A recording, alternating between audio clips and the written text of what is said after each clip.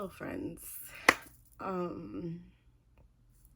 you didn't know, I sound horrible still because unfortunately I caught COVID. It's been a crazy June. So I didn't get much reading as I wanted to. So I'm just gonna wrap up everything and then go into July's Roledex game. But my Roledex choices from June was By the Book, The Killing Jar, Writers and Lovers, Home, One Last Stop, and The Visible Life of Addie LaRue. Unfortunately, I only read 2 out of the 6. I read By the Book. I gave that one 3 stars. I didn't enjoy it a lot, but it was okay because it was like super PG-13. I don't know, like I like romance, but I like Tessa Bailey kind of romance that has a little bit more than just, you know, fade to black scenes. I did read One Last Stop. That was when I got hit with COVID, so I ended up reading that book and I thoroughly enjoyed it. I gave it 4 stars. The magical realism in that book and like the descriptions were so spot on. It was good. It made me feel like I was riding the train with her, which is just what I needed. I did end up reading 4 extra books. I ended up listening to Falling by TJ Newman. I gave that book 4 stars. It was such a good thriller. I ended up reading Pillow Thoughts by Courtney Peppernell. I don't know if I'm saying the last name right, but that was a poetry book. I gave that one 5 stars. Happily Ever After, which is like a Bridgerton after, you know, they got married. I gave that one 2 stars.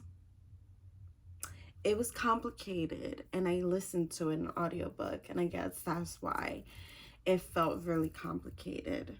The Finish Line, which is the 3rd book in the Ravenhood series, I loved it so much. I gave it 4 stars. It was so good and it wrapped up the series really well. So I completed the series. I think this is like my first completed series in a very long time that I've read. So kudos to me. And I ended up reading Heartbones by Colleen Hoover. It was so cute. I gave it 4 stars. I actually enjoyed that one too.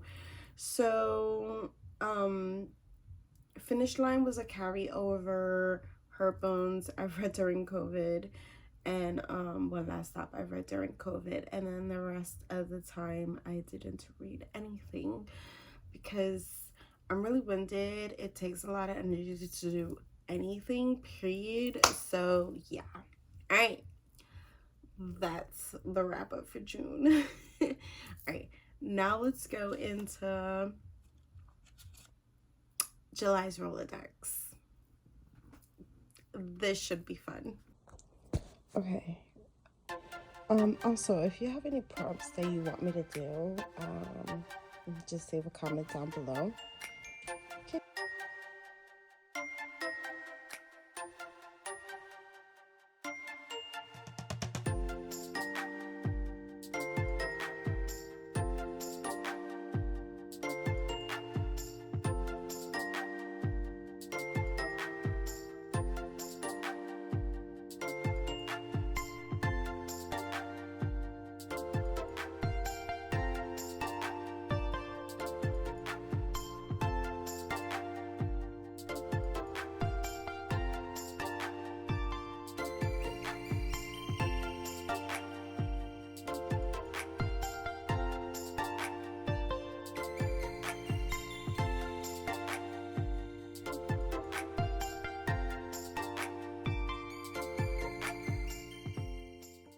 I honestly feel like the game hates me right now.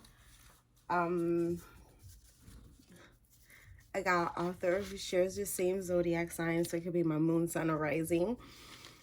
Author you love. One word title. Item of clothing on the cover. A book that makes you think, and translated book. I feel like the translated one is gonna be a little difficult, but yeah. Let's see what I find. So the only book I didn't pick was a translated one because I couldn't find one, and I'm feeling very, very winded already from trying to find books.